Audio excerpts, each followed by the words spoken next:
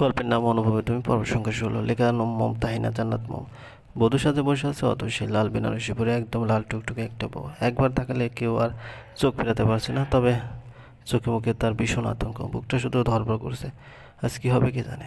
কারণ অনিশ্চিত সত্ত্বেও তানিমকে বিয়ে করতে হচ্ছে তাকে, শুধুমাত্র তার আসল ভালোবাসার মানুষকে খুঁজে পাওয়ার জন্য। অতসী সকল বান্ধবীরা এসেছে, নেহা একদম নতুন বইয়ের মতো সেজেছে, কারণ তার বিশ্বাস শুভ্র আসবে অনুষ্ঠানে। শুভ্রকে ভীষণ ভালোবাসে ফেলেছে সে। লিসা আর সুইটি সিম্পলভাবে সেজেছে, তাদের এত বেশি মাতামাতি নেই অনুষ্ঠান নিয়ে। লিসা সেই থেকে ফোন কানে ধরে আছে, কারণ ফোনের ওপাশ থেকে বয়ফ্রেন্ড প্রচুর টেনশন করছে। বিয়ে বাড়িতে গিয়েছে, না জানি কাকে আবার পছন্দ করে ফেলে। হঠাৎ ইভানের বন্ধুরা আসলো, ওদেরকে আসা দেখে সুইটি অতসী কানে কানে গিয়ে বলল, ইভান তো আসলো না, তবে ওর ফ্রেন্ডরা এসেছে। এরপরেও বলবি ইভান তোকে ভালোবাসে? এসব কল্পনা ভুলে যা, ইভান তাকে ভালোবাসে না। আমার তো মনে হয় চিরকুটগুলো সত্যি সত্যি তামিমই পাঠাতো। ছুটির কথা শুনে অতসীর ভয়ে আরও বাড়তে লাগলো। তাহলে কি সত্যি সত্যি তানিমের সাথেই তার বিয়ে হবে? অন্যদিকে তানিম ভরের বেশে রওনা দিয়েছে। তার আজ সবচেয়ে আনন্দের দিন। কী যে খুশি লাগছে তাকে কাউকে বোঝাতে পারছে না। এই দিনটার জন্য অনেক পরিশ্রম করেছে সে, আর তার সাথে সাথে প্রচুর টাকাও খরচ করেছে। সেদিন যারা অতসীকে অ্যাটাক করেছিল তারাও কিন্তু তানিমকে লোক ছিল। তানিম চেয়েছিল অতসী আর তার পরিবারকে সবচেয়ে আতঙ্কের মধ্যে রাখতে, যাতে তারা সবসময় সকল প্রয়োজন তানিমকে ডাকে। যেহেতু এখন অয়ন নেই, তানিম যেমনভাবে পরিকল্পনা করেছে তেমনভাবে সব কিছু হয়েছে। অতসী টেনশনে শেষ হয়ে যাচ্ছিল। এখন পর্যন্ত তো ইভান কিছুই করলো না, তার মানে ইভানের মনে সত্যি সে নাই। ইভান ইগনোর করা সত্ত্বেও অতসী ইভানের আশায় বসেছিল, তার বিশ্বাস ইভান আসবে। সবাইকে অবাক করে দিয়ে শেষ পর্যন্ত ইভানও আসলো। অতসীকে শুভেচ্ছা জানানোর জন্য গিফটও নিয়ে এসেছে সে।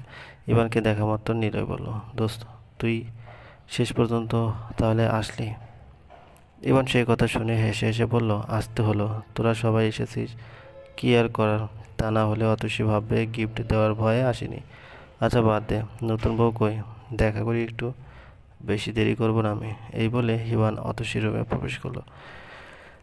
ইভানকে দেখা মাত্র অতসীর হার্টবিট বাড়তে লাগলো। সে তার মনকে সান্ত্বনা দেওয়ার জন্য বুকে হাত দিয়ে বলল, এত লাফালাফি করিস না, উনি তোকে বিয়ে করতে আসেনি, বিয়ের দাওয়াত খেতে এসেছে। ইভানকে আজ অন্যরকম লাগছিল। বিয়ে বাড়িতে আসবে দেখে নিজেকে বেশ আকর্ষণীয় করে তুলেছে। এরকম সাজে আগে কখনো দেখেনি অতসী। সাদা শার্টের উপর কালো কালারের ব্লেজার ইভানকে একদম গিলে খাচ্ছিল। অতসী ভুলেই গেল আজ তার বিয়ে হচ্ছে। সে ড্যাব ড্যাব করে তাকিয়ে আছে ইভানের দিকে। ইভান তখন অতসীর হাতে একটা গিফট বক্স দিল আর বলল, কংগ্রেচুলেশনস, নতুন জীবনের সুখের হোক। অতসী ইভানের কথা শুনতে পেল না, সে শুধু ইভানকে দেখছে। কি হলো না? অতসী চমকে উঠে গিফটটা নিতে ধরল, তার হাতটা একদম কাঁপছিল। ইভান তখন নিজে এগিয়ে দিল অতসীর হাতে। অতসী ধন্যবাদ দিতে ভুলে গেল। ইভান তখন বলল, কথা না বললে অন্তত ধন্যবাদটুকু দাও। Thank you. ইভান ওয়েলকাম বলে রুম থেকে বের হয়ে তার ফ্রেন্ডের কাছে চলে গেল। ইভান রুম থেকে বের হয়ে যাওয়ায় অতসীর মনটা ভেঙে টুকরো টুকরো হয়ে গেল। তার মন কিছুতেই আর বিয়ে করতে সায় দিচ্ছে না। ইচ্ছে করছে দৌড়ে গিয়ে ইভানকে জড়িয়ে ধরতে। অতসীর চোখ দিয়ে পানি পড়তে লাগলো। অতসী কাঁদতে দেখে নেহা বলল, অতসী প্লিজ চুপ করো, কাঁদছিস কেন এভাবে? এবার বুঝলি তো, তুই মরিচিকার পিছনে ছুটেছিস। ইভানের মুখে বা চোখে কোনো অনুতাপ নেই, আর নেই কোনো অনুভূতি। আর তুই তাকে পরীক্ষা করার জন্য বউ সেজে বসে আছিস। এখন কর বিয়ে তানিমকে। লিসা তখন বলল, নেহা চুপ কর, এখন ওকে আর কিছু বলিস না, এখন ভাব বিয়েটা আটকাবি কেমনে। সুইটিও সেটাই বলল, হ্যাঁ যেভাবে হোক বিয়েটা আটকাই চল। অতসী তখন রাগ করে বলল, না কিছুই করবি না তোরা, বিয়ে আটকাতে হবে না। আমি তানিমকে বিয়ে করব, আমাকে নিয়ে কাউকে আর ভাবতে হবে না। যে আমাকে ভালোবাসে আমি শুধুমাত্র তারই। মেহমানরা এক এক করে আসছে, যাদের তারা খাওয়া দাওয়া করেই চলেই যাচ্ছে। এদিকে বর রওনা দিয়েছে অনেকক্ষণ, কিন্তু এখনও আসেনি। সবাই বরের জন্য অপেক্ষা করতে করতে শেষ হয়ে যাচ্ছে। হঠাৎ সবাই চিৎকার করে উঠলো, এসেছে এসেছে, বরের গাড়ি এসেছে। বর আসার কথা শোনা মতো অতসীর মাথা চক্কর দিতে লাগলো। তার প্রেশার বেড়ে গেল, এই বুঝি সে মাথা ঘুরে পড়ে যাবে। সবাই বরকে দেখার জন্য গাড়ির কাছে চলে গেল, কিন্তু গাড়ি থেকে বর নামলো না। বরের পরিবর্তে তানিমের বাবা মা নামলো। সবাই শুধু ফুসুর ফুসুর করছে। কি ব্যাপার, বর নামে না কেন? তানিমের বাবা মা গাড়ি থেকে নেমেই অতসীর রুমে চলে গেল। আর কোনো কথা না বলে অতসীকে টেনে হিঁচড়ে বের করে আনলো রুম থেকে, আর চিৎকার করে বলতে লাগলো, কই লুকিয়ে আছে তোর প্রেমিক? তাড়াতাড়ি ওর নাম ঠিকানা দে। কেউ কিছুই বুঝতে পারলো না, সবাই সবার মুখ চাওয়াচাওয়ি করতেই লাগলো। অতসীর আম্মু দৌড়ে এলো। কি করছেন এসব? ছেড়ে দিন অতসীকে, মারছেন কেন ওকে? তানিমের আম্মু অতসীর আম্মুকে ধাক্কা দিয়ে ফেলে দিল। অতসীর আম্মু তখন বলল, কেউ একটু বাঁচাও আমার মেয়েটাকে, ওকে তো মেরেই ফেললো। সে কথা শুনে সবাই তানিমের আম্মুকে আটকালো। তানিমের আম্মুর সবাইকে ঘাস আটকা দিয়ে ফেলে দিল। তিনি আবার চলে গেলেন অতসীর কাছে। অতসীর বান্ধবীরাও এগিয়ে এলো, কিন্তু তানিমের আম্মুর শক্তির সাথে কেউই পাচ্ছে না। ইভান আর তার ফ্রেন্ডটাও এবার ভালো করে ধরলো তানিমের আম্মুকে, আর বলল, আন্টি কি হয়েছে, আপনি এমন করছেন কেন? তানিমের আম্মু তখন বলল, এরা সবাই মিলে আমার ছেলেটাকে খুন করেছে। এই বলে তানিমের আম্মু কাঁদতে লাগলো। তানিমের আম্মুর কথা শুনে সবার মাথায় মনে হয় আকাশ ভেঙে পড়ল। তানিম খুন হয়েছে, কেউ বিশ্বাসই করতে পারছে না। তানিমের আব্বু তখন বলল, আমরা একই গাড়িতে ছিলাম, হঠাৎ একদল সন্ত্রাস আমাদের পথ আটকায়, আমাদেরকে বেঁধে রাখে আর আমাদেরই চোখের সামনে তানিমকে খুন করেই পালিয়ে যায়। আমরা তাড়াতাড়ি করে তানিমকে হাসপাতালে নিয়ে যাই, কিন্তু ডাক্তার তাকে মৃত বলে ঘোষণা করে। এবার ইভান কথা বলে উঠল। সে বলল, তানিম খুন হয়েছে, এতে আতসীর কী দোষ? ওকে মারছেন কেন? হয়তো তানিমের কোনো শত্রু মেরেছে ওকে। না, নেই, আমার ছেলের কোনো শত্রু নেই, এই মেয়ের প্রেমিক মেরেছে, আজ ওর বিয়ে দেখে নিশ্চয়ই সেই লোক পাঠিয়ে দিয়েছে। অতসীর বান্ধবীরা তখন বলল, অতসীর কোনো প্রেমিক নেই, আপনি খবরদার আজে বাজে কথা বলবেন না।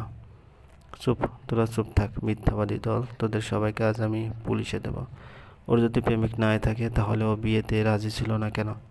হাজারবার বোঝানোর পরেও রাজি হয়নি। তাছাড়া রোজ রোজ কে যেন তাকে চিঠি দিত, এই চিঠিওয়ালাই আমার ছেলেকে খুন করেছে।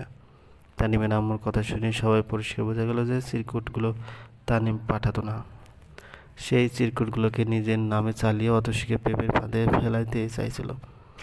অতসীর দাদি এসব কথা শুনে মাথা ঘুরে পড়ে গেল, সেজন্য ওনার মাথায় সবাই পানি ঢালা ব্যস্ত। এদিকে অতসীর মা জোরে জোরে চিৎকার করে করে কাঁদতে লাগলো। তাদের সাথে আরও কত অন্যায় হবে আল্লাহ, একের পর এক বিপদ হচ্ছে তাদের। অতসী সেই থেকে মাঝেতে বসে আছে, সে শুধু ভাবছে তার সাথে আর কি কি হওয়ার বাকি আছে। সকল মেহমান অতসীকে এভাবে ঘিরে ধরে থাকায় ইভান অতসীর বান্ধবীদের বলল, ওকে ঘরে নিয়ে যাও আর ওর সাথেই থাকো। ইভানের কথা শুনে নিহার নিশলা অতসীর হাত ধরে যে উঠাতে ধরেছে, অতসী তখন কথা বলে উঠল। সে বলল, আমি ঠিক আছি, লাগবে না ধরা। এই বলে অতসী ঘরের ভিতরে গিয়ে দরজা লাগিয়ে দিল। অতসীকে এভাবে দরজা লাগানো দেখে সবাই জোরে জোরে করে দরজায় ধাক্কা দিতে লাগলো, কিন্তু অতসী দরজা খুলো না। মুহূর্তের মধ্যে বিয়েবাড়ির হইচই একদম নীরব হয়ে গেল। এদিকে তানিমের মৃত্যুর খবর চারদিকে ছড়িয়ে পড়েছে, সারা শহর উঠে গেল অতসী আর তার প্রেমিক খুন করেছে তানিমকে, কিন্তু কে সে প্রেমিক কেউ চেনে না তাকে। কিছুক্ষণ পর পুলিশও আসলো সেখানে, কারণ তানিমের বাবা মা পুলিশকে সব কিছু জানিয়েছে।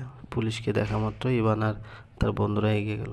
ইভানকে দেখে পুলিশ কিছু বলার আগে ইভান পুলিশের কানে কানে কী যেন বলল। পুলিশটি তখন তার মাথা নাড়িয়ে ইনভেস্টিগেশন শুরু করে দিল। পুলিশ এক একে সবাইকে জিজ্ঞাসাবাদ করলো। এক পর্যায়ে অতসীকে তার সেই প্রেমিক সম্পর্কে জিজ্ঞাসাবাদ করা হলো। অতসী তো নিজে জানে না কে সে, এতদিন তো সে ইভানকে ভেবে এসেছে, কিন্তু আজ পরিষ্কার বোঝা গেল এটা ইভান নয়। অতসী কোনো কিছু না লুকিয়ে সব চিরকুট আর গিফট পুলিশের হাতে দিয়ে বলল, আমি এনাকে কোনো দিন দেখিনি বা ইনি আমার সামনে কোনো দিন আসেনি। পুলিশ তখন বলল, আপনি অচেনা নাম না জানা মানুষের পার্সেল কেন রিসিভ করছেন? এ ব্যাপারে আপনার পুলিশকে ইনফর্ম করা উচিত ছিল। অতসী তখন বলল, তানিম আমাকে জানিয়েছিল যে সে এগুলো পাঠাতো, সেজন্য আর কাউকে বলিনি কিছু। ইনভেস্টিগেশন শেষ হলে পুলিশ চলে গেল। অতসীর আম্মু সেই থেকে শুধু কেঁদেই যাচ্ছে, তিনি কিছুই থামছেন না, কারণ তানিমকে তিনি নিজের ছেলের মতোই ভাবতেন। তানিম তাদের সবসময় খোঁজখবর নিত, বিপদে আপদে সবার আগে সে এগিয়ে আসতো। আর ছেলেটা এইভাবে হারিয়ে গেল।